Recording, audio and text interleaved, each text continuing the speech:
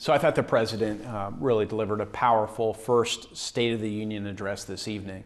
He started, I think, appropriately and talked about the many successes that this Congress, working with the administration, has enjoyed over the last year plus, from eliminating a number of job-killing regulations to getting confirmed a faithful constitutionalist in Neil Gorsuch to the Supreme Court of the United States, to reforming our tax code in a really meaningful way for the first time in over 3 decades.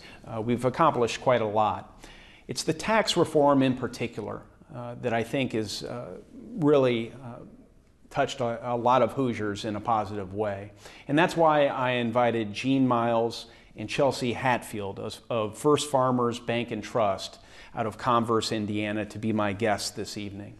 Gene is the president of the bank. He's worked there for decades, in fact, and on account of the tax reform package, he's indicated that he's going to increase the wages, provide additional benefits to his employees. He's also going to invest more in the community, again, all on account of the tax reform package.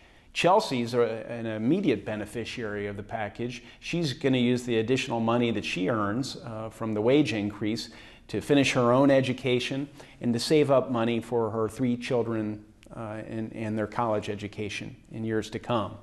So it's important that their story is told.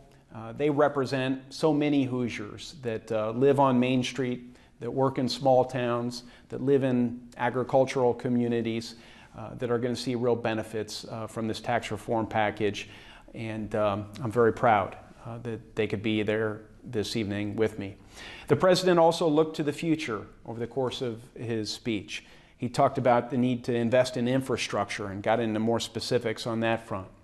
He discussed the opioid crisis and his resolve as President of the United States to work with Congress and others to make sure that we stay vigilant and do whatever we can to address this crisis.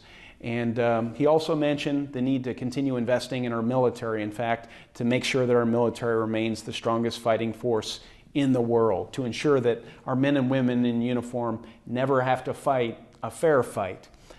I'm going to stand shoulder to shoulder with the president in ensuring that we advance each of these objectives.